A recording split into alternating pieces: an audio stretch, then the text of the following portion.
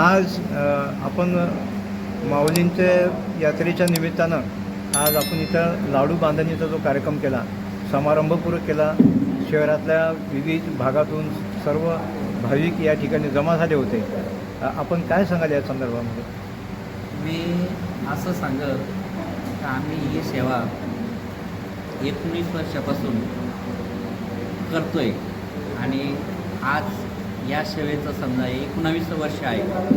तर हे आम्ही 23 तारखेपासून या सेवेला कामाला सुरुवात करतो.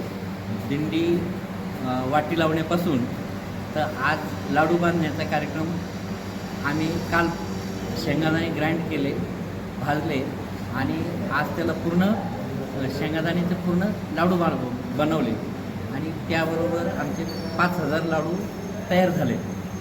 आणि त्याबरोबर आम्ही भजनाचा कार्यक्रम आणि भरतनाट्यमचा कार्यक्रम सेवा झाली आहे या कार्यक्रमात. शेंगदाण्याचे लाडू बनवता का बुंदीचे लाडूसुद्धा बनवतात? नाही, फक्त गुळ शेंगदाणा लाडू साजूक तूप टाकून. तुम्ही 19 वर्षापासून या उपक्रमामध्ये सहभागी आहेत. हा सुंदर असा हा उपक्रम आहे आणि दरवर्षी तुम्ही याच्यामध्ये बदल घडवत आलेले आहेत. त्या संदर्भात काय काय सांगाल?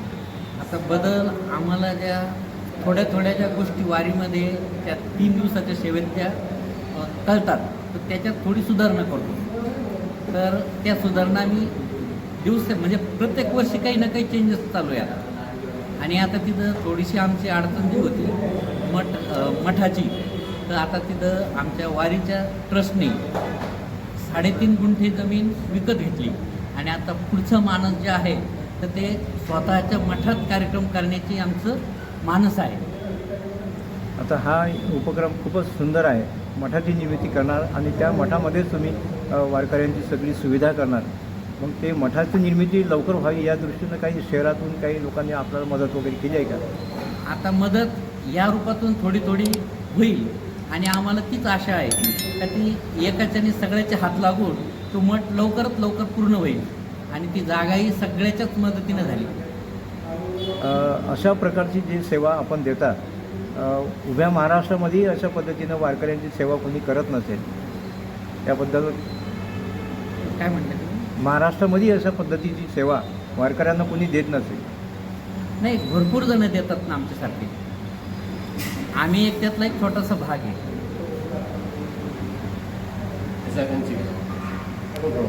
भाऊ, आपलं नाव सांगा आणि आपण. जय हरी. प्रथमतः मी विलास गायकवाड.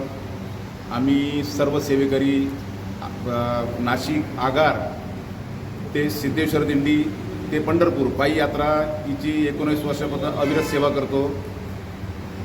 त्या दिंडीसाठी दशमीची पंगत असते. आमचे सगळे गुरुबंधू, एकादशीचं सकाळचं फराळ असतं, खिचडी आणि लाडू, शेंगदाण्याचे लाडू. संध्याकाळी भगर आमटी असते आणि लाडू असतो. द्वादशीला पुरी भाजी, भजे, पापड, कुंडई असं त्यांना आम्ही द्वादशीचं जेवण देतो. आणि जेवण दिल्यानंतर दिंडी त्यांच्या प्रस्थानासाठी ती त्यांच्या परतीच्या प्रवासाला निघते. तर ते जेव्हा परतीच्या प्रवासाला निघतात तर त्यांना रस्त्याने अडचण येऊ नये म्हणून त्यांना पाणी आणि त्यांना शिदोरीची सुद्धा व्यवस्था केली जाते. साधारणतः किती वारकरी असतात? साधारणतः त्या दिंडीमध्ये 1000 लोक असतात. सिद्धेश्वर दिंडीमध्ये त्यांचं आम्हाला दरवर्षी राबवता का? हां, असाच उपक्रम दरवर्षी राबवता का? दरवर्षी राबवतो. हा उपक्रम दरवर्षी राबवला जातो.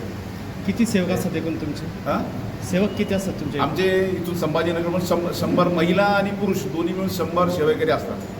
आमच्यासोबत इथनं आचारी, त्यांच्या महिला आणि सेवेकरी ही सगळी टीम आणि हे सगळं साहित्य संभाजीनगरतूनच कलेक्ट केलं जातं. सगळ्यांच्या सहभागातून देणगीच्या स्वरूपात सगळ्यांकडून मिळतं.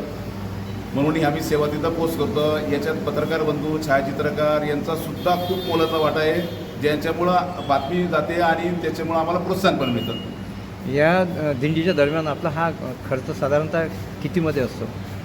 नाही, खर्च तसं म्हणता येणार नाही. असा त्या सगळ्यांच्या सहभागातून होत राहतो. असा एका जणांचा खर्च म्हणजे असं ठराविक नसतो की एका जणाने आम्हाला दिलं पाहिजे असं काही नाही आहे आणि एका जण देईन अशा लोकांचा आम्ही स्वीकारत सुद्धा नाही आहे. कारण की हा खारीचा वाटा, हा पुण्याचा वाटा प्रत्येक जणाला भेटला पाहिजे म्हणून आम्ही सगळ्याकडनं जे देईल त्याच्याकडनं घेत असो, कोणाला मागायला जात नाही. आपण खरं म्हणजे वारकरी आहात. हो. शहरामध्ये अनेक मोठमोठे अधिकारी आहेत, उद्योगपती आहेत. या लोकांचं याच्यामध्ये काही योगदान असते का? नाही, आम्ही सहसा योगदान जे आम्हाला पूर्वीपासून देत आहे फुल न फुलाची पाकळी ती आम्ही वस्तूच्या स्वरूपात स्वीकारतो, पैशाच्या कॅशच्या स्वरूपात स्वीकारत नाही.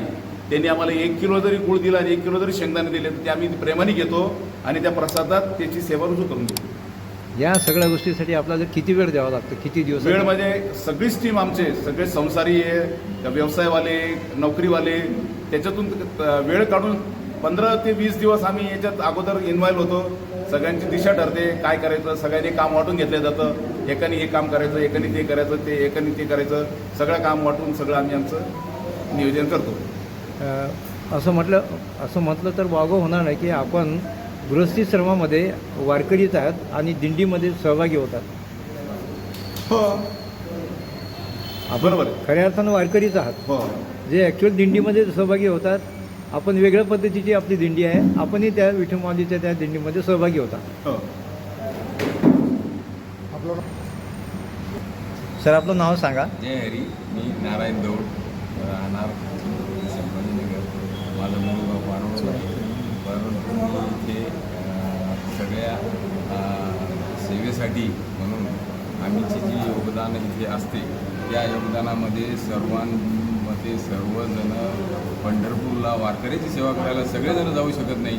त्या कारणास्तव सर्वांचं समाधान व्हावं, पांडुरंगाची सेवा घडावी, त्यामुळे आम्ही इथे हा कार्यक्रम ठेवतो. नाहीतर बाकीचा कार्यक्रम सर्व आमचा पंढरपूरमध्ये असतो आणि सर्व सेवा ही या मार्गातून पंढरपूरमध्ये आम्ही सर्व वारकऱ्यांची सेवा करतो. आणि ही जी सेवा आहे ही सर्व मिळून होते आणि सर्वांना याचा खारीचा वाटा कामाचा मिळतो. जय. आप्पा बोला आप्पा. जय हरी. माझं नाव संदीप पवार. माझं हे वारीमध्ये सेवा देण्याचं हे 2रं वर्ष आहे. आम्ही सेवा देतो असं मला म्हणता येणार नाही, कारण पांडुरंग आमच्याकडून ही सेवा करून घेतो आहे असं खऱ्या अर्थाने म्हणायला पाहिजे. कारण आम्ही बऱ्यापैकी आपण म्हणजे नोकरदार वर्ग वारीला जाणं आपल्याकडून शक्य होत नाही, तर वारकऱ्यांची सेवा ह्या निमित्ताने होते आणि वारकऱ्यांच्या सेवेतूनच असं समजायचं की ही सेवा आपली पांडुरंगाच्या चरणी अर्पण होते आणि आपल्याला इथूनच पांडुरंगाचं दर्शन होतं असं म्हणायला हरकत नाही. जय. आपण 2 वर्षापासून या सेवेमध्ये सहभागी आहात, आपल्याला कसं वाटतं मग?